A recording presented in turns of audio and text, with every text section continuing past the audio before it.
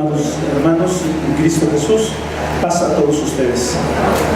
Les invito a que ocupen su lugar, por favor. Les digo a Dios, hermanos, a lo largo de toda esta semana, sin duda hemos experimentado, ¿verdad?, en carne propia la situación, la onda de calor que estamos teniendo en la ciudad, en toda esta zona metropolitana.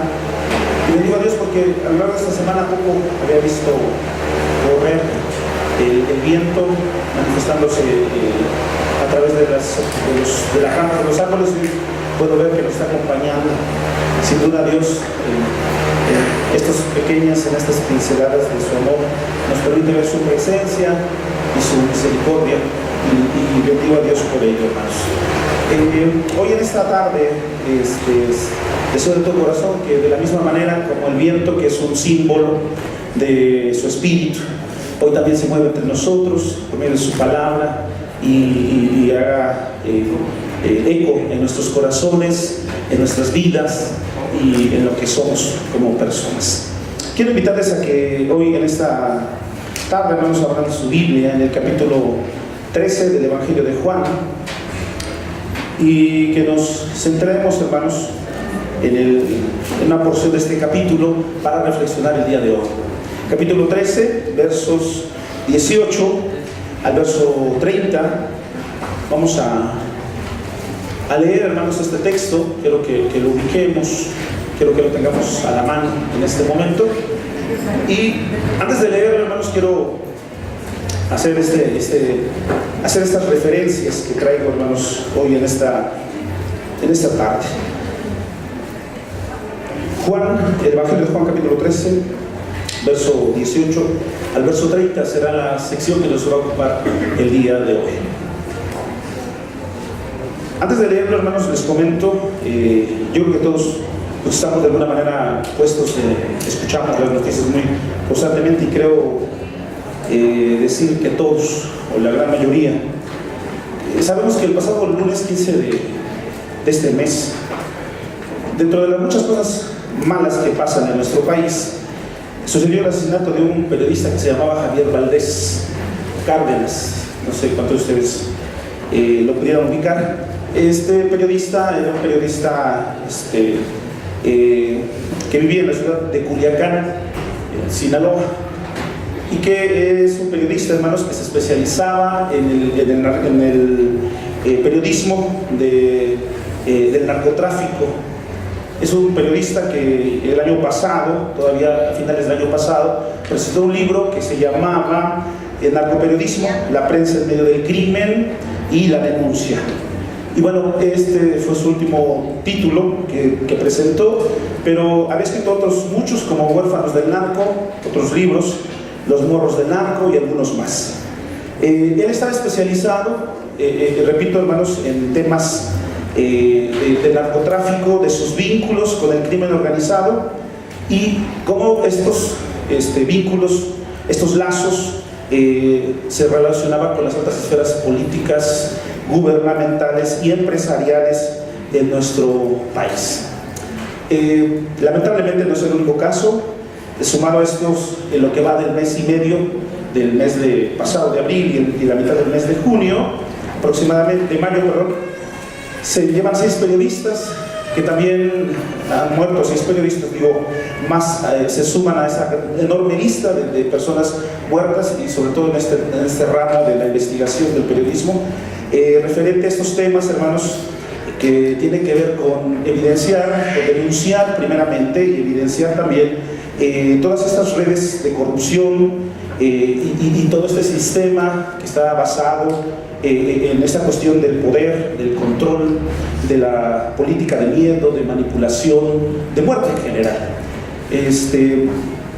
Esta situación, hermanos, se torna, digamos, no solo preocupante, porque, repito, es una situación que se vive ya, pareciera que muy cotidiana, sino que junto a lo que viene los comicios próximos, el 4 de junio, que involucran a nuestro estado, el Estado de México, pues esta situación nos hace ver que la condición en la que estamos es una situación pues que a todas luces y bajo cualquier criterio es una condición de descomposición social, política y económica. Y lo podemos ver desde las formas en que nuestros el próximo gobernador, sea quien fuera, manifiesta, ¿verdad? Esta situación en cómo se dan este proceso hacia la elección, procesos de guerra sucia, ataques, el que tiene el poder, ¿verdad? Quiere seguir ostentando el poder sin importar el precio que fuera, todo este tipo de descalificaciones unos hacia otros, y bueno, estamos metidos, estamos bombardeados con todo este tipo de cosas. Todo esto, hermanos, repito, abona a darnos cuenta que el sistema, que la forma en el que estamos en general, pues es un sistema que está caracterizado por ser inhumano, por ser pues en todas las condiciones y en todos los calificativos que podamos darles, es un sistema contrario a la vida y contrario a todo lo bueno que podríamos desear como personas. Por eso, como les decía, es claro entonces que este sistema desde hace mucho tiempo dejó de ser pertinente, si alguna vez lo fue. Y bueno, y para todos, y sin duda, como personas y como mexicanos, queremos un cambio, ¿verdad? Y hasta parece esto como un eslogan de publicidad. Lamentablemente, y a pesar de que todos estamos en ese sentir, creo que no todos estamos dispuestos a pagar el precio de ese cambio. Creo que no todos están en ese deseo, en esa realidad sincera de querer ese cambio.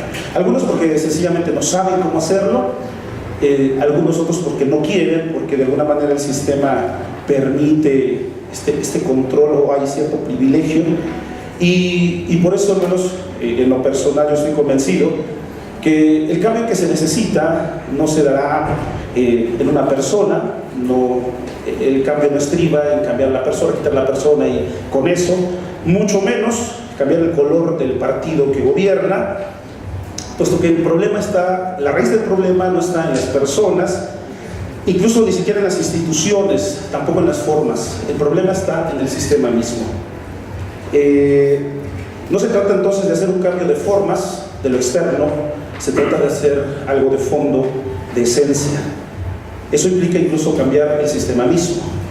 Aunque estas palabras pudieran sonar un tanto fuertes, pero lo que quiero compartir con ustedes hoy en esta tarde tiene que ver con esto. Creo que es aquí donde se encuentra entonces el desafío de nosotros como iglesia.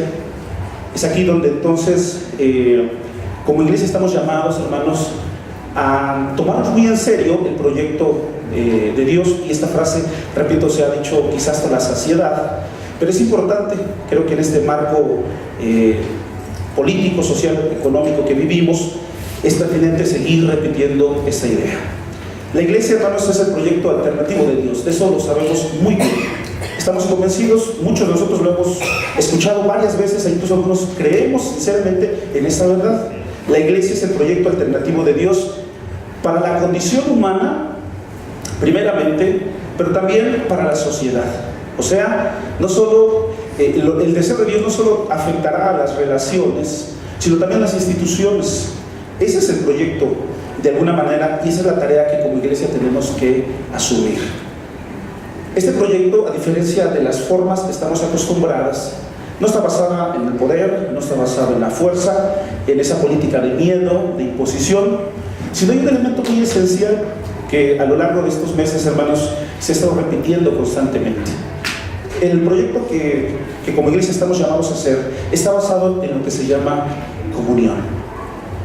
Esa palabra que, repito, le hemos dicho tantas veces, pero que en verdad, si asumiéramos esta actividad, este proyecto en nuestra vida, sí podríamos ser esa referencia, sí podríamos ser esa alternativa a lo que tiene que ver, hermanos, con nuestra realidad en la que vivimos. Por eso les cito este tema, por eso quiero citarles esta porción de escritura, porque la comunidad juánica, que es de donde probablemente surjan muchos de estos textos del Evangelio de Juan, se planteó esta realidad, se preguntó en su momento, en su tiempo, en su condición histórica, en su espacio histórico, social, político, se hizo esta pregunta: ¿qué podemos aportar nosotros como comunidad? ¿Qué podemos hacer nosotros ante la realidad que vivimos? Y fue esto que una de las cosas de las que podemos aprender de estas comunidades es precisamente lo siguiente.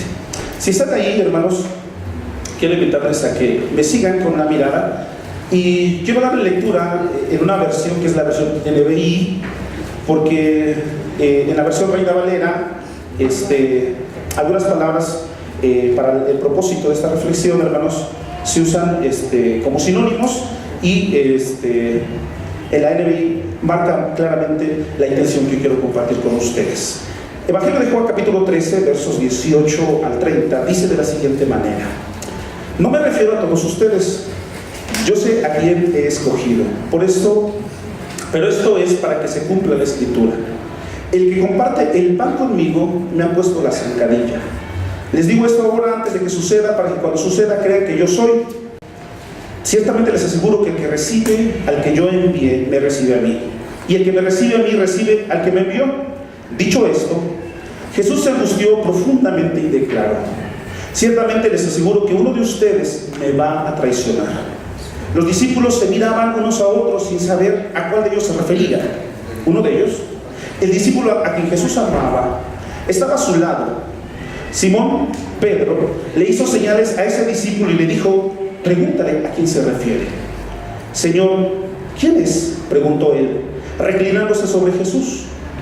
Aquel a quien yo le dé este pedazo de pan que voy a mojar en el plato, le contestó Jesús. Acto seguido mojó el pedazo de pan y se lo dio a Judas Iscariote, hijo de Simón. Tan pronto como Judas tomó el pan, Satanás entró en él. Lo que vas a hacer, hazlo pronto, le dijo Jesús.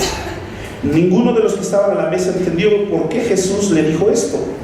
Como Judas era el encargado del dinero, algunos pensaban que Jesús le estaba diciendo que comprara lo necesario para la fiesta o que diera algo a los pobres. En cuanto Judas tomó el pan, salió de allí y era de noche. Amén. Esta sección, hermanos, que se encuentra a la mitad del capítulo 13, pertenece a una sección que en el Evangelio se conoce como el libro de la comunidad o la sección de la comunidad. Básicamente el Evangelio podríamos dividirlo en 4 partes, que es la parte introductoria del prólogo, la parte que se conoce como el libro de los símbolos, todas las manifestaciones y milagros de Jesús que hace, y como un tercer momento es esta sección que va del capítulo 13 hasta el capítulo 17 y se conoce como el libro de la comunidad. Específicamente en este capítulo, que se conoce, repito, como la sección de la comunidad, la comunidad juánica, como les comentaba, hace esta reflexión sobre el sentido de ser comunidad. ¿Qué significa y para qué son comunidad? ¿Para qué son para qué se congregan en el nombre de Jesús? Esto, bueno, ellos buscan las características que los tienen que distinguir de las otras comunidades y de los demás grupos a través de interpretar la vida de Jesús. Eso es lo que están haciendo esta reflexión estas comunidades. La comunidad juánica entonces propone modelos diferentes al establecido. Ellos reflexionan, tienen por un lado el sistema político, el sistema religioso, y ellos proponen de alguna manera un sistema distinto, una forma diferente de ser comunidad. Este sistema, estas comunidades, tiene que ver con la interpretación que ellos hacen de lo que Jesús hizo, con lo que Jesús dejó, con el acontecimiento de Jesús. Y su propuesta es muy clara. La propuesta de la comunidad juánica es, en esta sección, aprender a vivir como hermanos, aprender a vivir en comunidad. Repito, este capítulo, en especial el capítulo 13, bien podría, hermanos, repito, ejemplificar o resumir esto que les digo, porque este capítulo se puede dividir al menos en 3 partes. La primera sección, que es la que más conocemos, que tiene que ver con el lavatorio de los pies. El versículo 17, previo al donde iniciamos nuestra lectura, es lo que normalmente leemos en el momento litúrgico del lavatorio de los pies, y que lo hemos dicho repito, muchas veces, que hace referencia al servicio que damos al prójimo, el servicio de amor hacia el hermano. Luego, esta sección que nosotros acabamos de leer, que en muchas de nuestras Biblias aparece titulada como la anunciación de la traición de Judas, en otras formas de dividir el capítulo se menciona como la sección de compartir el pan. Y una tercera sección, que es la última parte, a partir del verso 31 hasta el 38, que es el último versículo, la vida fraterna. Repito, es muy interesante cómo a lo largo de todo el capítulo y de toda la sección, pero en particular este capítulo, el tema general es la comunión. La comunión como modelo alternativo y como propuesta ante la realidad que hay. O sea, para el escritor, para las comunidades de Juan, la comunión no es un aspecto secundario, ni siquiera es solamente una buena intención, un buen sentimiento, un buen deseo. Para ellos es tan importante que, repito, es su respuesta, es su propuesta también ante la realidad que están viviendo. Podemos decir que es la forma en la que ellos han encontrado de ser verdaderos seguidores de Cristo Jesús. Y su propuesta, repito, que pudiera parecer quizá a la vista nuestra muy simple o muy trillada, es la respuesta que han reflexionado esta comunidad. La respuesta de vivir en medio o vivir juntos, vivir en comunidad y básicamente, hermanos, compartiendo el pan. Esta sección, repito, centra, la sección que leímos, centra o repite muchas veces una palabra que es pan. Desde el versículo 18, cuando iniciamos la lectura, habla Jesús sobre el que compartía el pan con él. Y en este marco, el pan, y a pesar de que, repito, viene seguido o viene antecedido de la batidura de los pies, aquí el concepto del pan no se maneja en un sentido eucarístico, litúrgico, o sea, no es el pan de la cena, sino se refiere al pan literal, al pan de la comida cotidiana, y se refiere a aquel acto cotidiano de sentarse a la mesa, y compartir el alimento con los demás. Repito, estas formas las vemos también en la comunidad del libro de los Hechos, como dice el texto, y hace esta mención muy puntual de que compartían el pan. Esta idea de compartir el pan no solamente es un acto descriptivo, no solamente es una palabra descriptiva, sino más bien tiene una intención de fondo. O sea, tiene que ver con un proyecto. Y eso es lo que nos va a decir esta sección. El proyecto de vida propuesto entonces por Jesús en esta parte es básicamente compartir el pan. Eso es lo que Jesús le está diciendo, o que ellos reinterpretan de las acciones de Jesús en su ministerio y en su labor aquí en la tierra. Aunque es un ejercicio básico, es un ejercicio fundamental para la existencia. Por eso partir el pan se vuelve en la esencia del proyecto de esta comunidad hacia los demás. Este es un signo que quedaría de generación en generación, según la comunidad juánica, para todos los demás creyentes. O sea, todos los creyentes que quieran ser seguidores de Jesús, que quieran ser cristianos, que quieran ser esa comunidad del resucitado, tienen que ser aquellos que compartan el pan en la mesa. Entonces, no solo es un acto, sino se vuelve entonces en un concepto, se vuelve en una idea mayor, en un proyecto más grande que el simple hecho de dar y masticar el alimento. Sin embargo, hermanos, en la mesa, según el relato, hay alguien que ha escogido otro proyecto. Este personaje es Judas Iscariote. Judas ha decidido tomar otro proyecto diferente al que Jesús ha propuesto, está proponiendo a lo largo de este acto narrativo, que es el proyecto, hermanos, del dinero, y que es un proyecto, hermanos, del diablo, que es el proyecto de Satanás. Judas, de alguna manera, hermanos, ha entregado su corazón. Si ustedes revisamos al inicio, en los versículos primeros, dice el texto que Judas se acerca, está con los discípulos antes del lavatorio de los pies, pero Satanás ya había entrado, o el diablo ya había puesto en su corazón, o sea, ya había ya había entrado en su corazón, ya había puesto esta intención en su corazón, y él escoge el proyecto, repito entonces, distinto, el proyecto del diablo. Y este proyecto del diablo, repito, está basado, hermanos, precisamente en el dinero. Entonces, tenemos dos proyectos por los cuales son antagónicos en su esencia. Tenemos el proyecto del pan, que es lo que nos está diciendo este relato, que es el proyecto de Jesús, y el proyecto de compartir, que es el símbolo de la dependencia total a Dios y el compromiso con el hermano. O sea, una comunión en todo su esplendor. Es una comunidad donde sus miembros buscan estar lejos de toda semilla de autodependencia o de egoísmo, que estas características son propias del proyecto de Satanás. Por el otro lado, entonces, está el proyecto del diablo. El diablo, el cual, repito, centra su sustancia y su esencia en el dinero. Judas es quien guarda entonces la bolsa común, por eso el relato dice que él guarda la bolsa común, y es quien traiciona a Jesús por dinero, por 30 piezas de plata.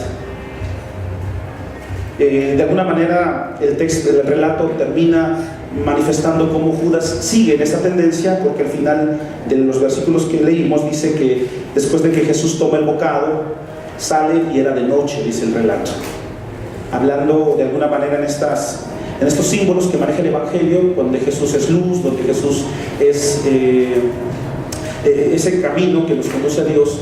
Hay una contraposición entre la luz de Jesús, que incluso él mismo es la luz, y la oscuridad o las tinieblas en las que Judas ha salido y ahora se ha entregado después de compartir y de estar en ese proyecto que ha sido el compartir el pan. Es aquí donde entra en conflicto estos dos proyectos, el proyecto del compartir y el proyecto de la economía explotadora, por el otro lado, el del sistema esclavista que era caracterizado por el Imperio Romano y que hoy bien podríamos llamar, hermanos, el sistema económico, político y social. Hoy, al igual que en aquel tiempo de la comunidad joánica, estamos también ante dos realidades, ante dos proyectos. El proyecto que Jesús ha dejado desde hace mucho tiempo, desde aquel entonces, y el otro proyecto que es el proyecto del diablo. Sin duda, todo esto nos invita a reflexionar, a hacer hincapié en nuestra responsabilidad que tenemos como iglesia.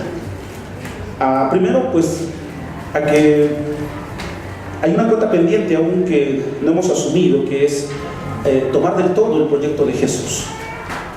Eso es quizá lo primero y que muchas veces se intenta hacer por medio de la reflexión de la palabra sobre la iglesia, que nos demos cuenta que seguimos sin asumir el proyecto de Jesús completamente, ese proyecto de compartir el pan, ese proyecto de sentarnos a la mesa, en ese simbolismo que significa.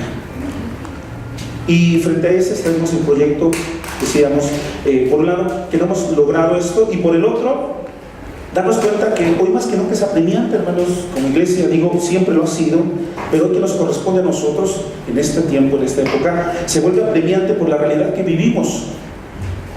Estamos cansados, creemos que esto, sin importar, lejos de mejorar, va en detrimento, y que hoy más que nunca necesitamos realidades alternativas, y que la respuesta que muchas gentes dice, bueno, lo importante es que tú cambies, ¿verdad?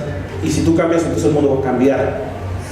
Son buenas intenciones, pero creemos que es demasiado poco, demasiado sencillo, y que difícilmente podría ser realmente un cambio.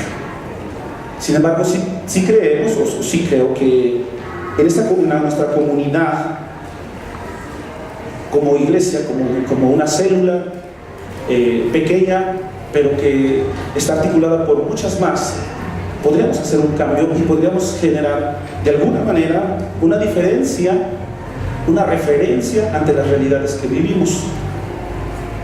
Por eso se nos invita, y hoy en esta reflexión, hermanos, lo que estamos haciendo precisamente es a que nos animemos a asumir ese compromiso. Es que comprendamos que la realidad de Satanás y la realidad en la que vivimos siempre ha sido así, siempre ha sido antagónica ante el proyecto de Dios. Y que en nuestras manos está la posibilidad de hacer algo diferente, de hacer algo distinto, que Dios en su misericordia nos ha dotado, nos ha dado en su gracia saber de Él, y que es tiempo y momento de verdad de asumirlo. Es un deber ni siquiera solo como cristianos, como personas, como ciudadanos, así como nos dicen de que tenemos que ir a votar para cambiar. Esto es todavía mucho más allá, porque sabemos que el votar no va a cambiar nada, y no porque no lo tengamos que hacer, porque como les decía, el sistema en esencia está fallido, y por eso como comunidad tenemos que asumir un compromiso diferente, y asumir ese compromiso que ya lo sabemos, que no es nuevo, y ese compromiso es simple, es el compromiso de Jesús, es el compromiso de su proyecto, de su vida, y que a nosotros, repito, nos invita a que lo creamos y lo encarnemos. Estar a la mesa con Jesús, como en el relato, hermanos, entonces, compartiendo el pan, significa la acción hecha para buscar una vivencia fraterna, así como justa económicamente en la repartición de los bienes. Sin duda, esto que Jesús y que el relato nos manifiesta se opone abismalmente o radicalmente a la propuesta que estamos acostumbrados a ver y a las formas en las que estamos acostumbrados a ser gobernados. Toda esta forma, hermanos, toma mayor fuerza cuando en los versículos 34 o 35 de la siguiente sección Jesús les dice: un mandamiento nuevo os doy, que os améis los unos a los otros como yo os he amado, que también os améis unos a otros. En esto conocerán todos que son mis discípulos, en que se amen los unos a los otros. Y es muy interesante cómo Juan, hermanos, a diferencia de los otros evangelios sinópticos, cómo Juan, hermanos, asume y de alguna manera hace algo nuevo, porque este mandamiento realmente no era nuevo, ya aparece dentro del Antiguo Testamento, y en los otros evangelios Jesús ha hablado ya un poco sobre este mandamiento. Entonces realmente no es un mandamiento nuevo, sino lo que es nuevo es la intensidad, hermanos, y la forma en que Jesús reinterpreta este mandamiento. Porque en los evangelios sinópticos dice Jesús: amarás a Dios y amarás a tu prójimo. Pero en este mandamiento Jesús quita a Dios de la formulación de este enunciado y lo centra en el prójimo. Esto es lo nuevo, la fuerza y la intensidad, repito, que Jesús le da a este mandamiento para esta comunidad, dando, hermanos, un matiz y una fuerza muy distinta en este sentido de amarse y de vivir en comunidad. Pero ¿cómo tiene que ser? Con el principio del amor fraterno, al grado de que lo que Jesús está pidiendo ni siquiera es que no se trata de seguirlo ahora y de dar su vida por Jesús, sino que habrá que seguir a Jesús por amor, dando la vida por los hermanos. Y entonces esto, junto con el proyecto de Jesús, o con lo que estamos diciendo del proyecto de compartir el pan, podemos comprender que es realmente toda una propuesta de vida.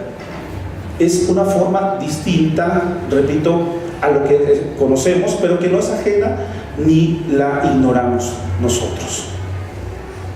Sin duda, el proyecto que Jesús nos invita como seguidores es único y está basado en el amor, en la comunión que como hermanos de Él tenemos que vivir. De ahí la importancia, hermanos, de tanto hacer hincapié en que como iglesia debemos vivir en comunión, debemos motivar la comunión, debemos crear la comunión, porque es la única razón, por un lado, que tendríamos, hermanos, para proponer alternativamente a lo que vivimos, y segundo, será lo único que nos podrá caracterizar como seguidores de Jesús. Todo esto que les digo, hermanos, no es nuevo. Probablemente nada de lo que les diga, hermanos, sea nuevo en absoluto para la mayoría de ustedes. Tampoco nadie ignora la condición en la que vivimos. Y casi estoy seguro, hermanos, que también de alguna manera en alguna otra medida, todos queremos un cambio en el sistema, en el ambiente, en la vida cotidiana en la que nos desenvolvemos. Pero como dije hace un momento, no todos estamos dispuestos a pagar el precio. A veces es más fácil quejarse nada más y no hacer nada. Ni siquiera, y tanto es porque, y lo podemos ver, me atrevo a decirlo, porque ni siquiera en este nicho, que es la iglesia, en esta comunidad, que es un lugar ideal, que tendría que ser el lugar ideal, hermanos, y el lugar por excelencia para crear esta comunión y hacer un mundo diferente, ni siquiera aquí estamos dispuestos a hacerlo. Y si no estamos dispuestos a hacerlo en esta realidad micro, que es la iglesia, mucho menos estaremos dispuestos a hacerlo en una realidad macro, que es nuestro país, o que es nuestro mundo.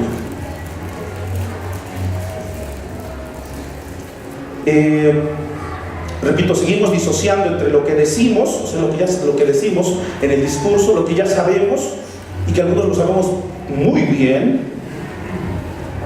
y en las acciones que hacemos. Seguimos teniendo esa disociación, lo que sabemos y lo que hacemos.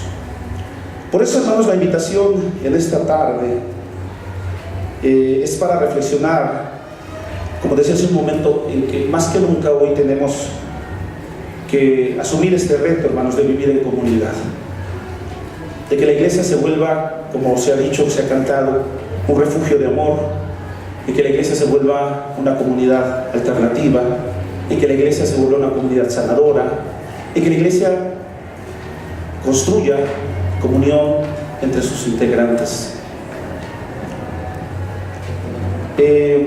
No se trata entonces solo de criticar, porque de poco sirve, hermanos, criticar. De poco sirve criticar, entonces, si no estoy yo dispuesto a proponer alguna alternativa a la realidad que estamos viviendo. Si usted y yo solo nos criticamos y decimos que no estamos conformes, pero no hacemos nada por proponer algo diferente, entonces nuestra crítica no es otra cosa que un deseo de estar ahí. Yo recuerdo hace algún tiempo, estando en el seminario, que una ocasión, terminando de las clases, a la hora de la comida, terminaba con un hermano la clase y estábamos platicando, y cuando era el momento de salir a comer, bajaron los hermanos, algunos que trabajaban en las oficinas, tomaron su carro y se fueron a comer. Entonces yo, según muy crítico, dije, esos hermanos solo se la pasan haciendo eso. Se van a comer y se gastan nuestros dineros. Y entonces yo esperaba que el hermano con el que platicaba me dijera, ¿qué razón tienes? ¿Qué crítico? Y recuerdo que sus palabras me dieron una gran lección, porque me dijeron, tú hablas, me dijo él, esa fue su respuesta, tú hablas porque tienes envidia. Me dice, tus palabras demuestran que si tú estuvieras ahí, harías lo mismo. Yo aprendí que en ese momento, y reflexioné, dije, es cierto, yo hablo porque quería estar ahí. Yo criticaba no su práctica, sino que criticaba que no estuviera yo en ese lugar. Por eso no basta con criticar, no basta con decir está mal el gobierno, está mal el sistema, está mal esto, si no proponemos nada alternativo. Y esta propuesta no tiene que ser un discurso, porque de discursos estamos llenos, ¿verdad? Hasta el tope. Necesitamos acciones, porque yo puedo seguir criticando a los líderes y al sistema y a los políticos y a todos los que están al frente, por ejemplo, de que son rateros, ¿verdad? Pero si yo en esta comunidad no soy capaz de cumplir ni siquiera con el diezmo a Dios, si en esta comunidad no soy capaz de pensar en que estar aquí consume recursos y que no soy capaz de sumar, de dar, por la razón que sea, yo también estoy robando y me estoy haciendo muy similar a los que critico. Puedo criticar a mis líderes, y no porque no lo sean y porque estoy diciendo que no lo hagamos, Puedo decir que son insensibles, que son corruptos, pero por ejemplo, si yo no soy capaz de ser honesto con lo que sé en mi acción, entonces, o sea, si yo he comprendido una verdad y no soy honesta a la hora de practicar esa verdad, también soy corrupto, porque no estoy viviendo los valores que de alguna manera creo.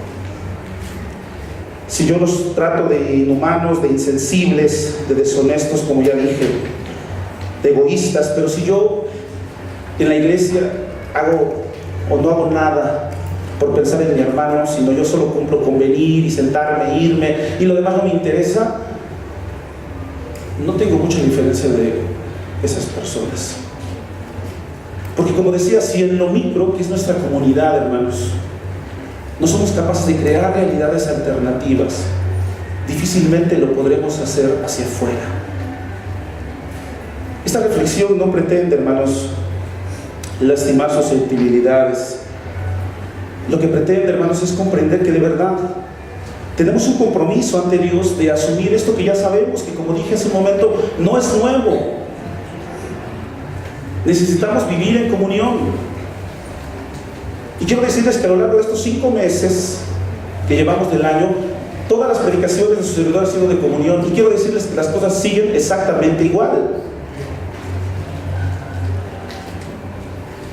Seguimos teniendo grupos, seguimos haciendo como si nada pasa, seguimos sin comprometernos con limar asperezas, seguimos buscando chivos expiatorios a quien cargarle la culpa de ciertas cosas, seguimos igual. Y eso es lo preocupante. Porque entonces, si decimos que nuestro estado es un estado fallido, nuestra iglesia también es una iglesia fallida. Creo sinceramente, hermanos, y con todo el amor del Señor, que necesitamos echar a andar lo que Jesús nos ha propuesto, y que es algo muy sencillo, que es algo muy básico. Su proyecto es estar dispuestos, hermanos, a crear comunidad, estar dispuestos a romper esas barreras que tanto nos han separado, que nos siguen separando. Al menos aquí en este grupo. Aquí que contamos con la bendición y el acompañamiento de Dios, que tendría que ser el factor suficiente para lograrlo, hermanos. Aquí que el Espíritu de Dios nos acompaña, y que eso tendría que ser suficiente para redarguir el corazón, no solo el mío, sino de todos. Aquí es el lugar por excelencia que podemos hacer algo alternativo. Si no es aquí, la historia nos ha enseñado, no será en ningún otro lado.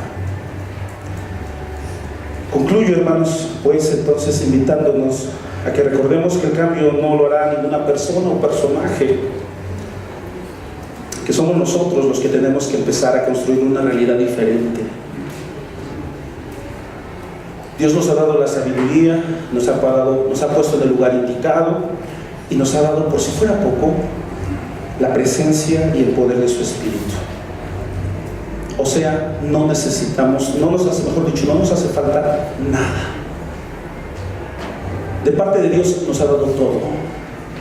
Está en nosotros, hermanos, solo poner la voluntad para poder empezar a crear algo que sea de verdad distinto, alternativo al mundo que nos rodea. Creo que como iglesia estamos llamados a esto, hermanos. Que como personas, como creyentes, estamos llamados a dejar de vivir solo en la buena intención y empezar a asumir estas realidades, asumir estos compromisos.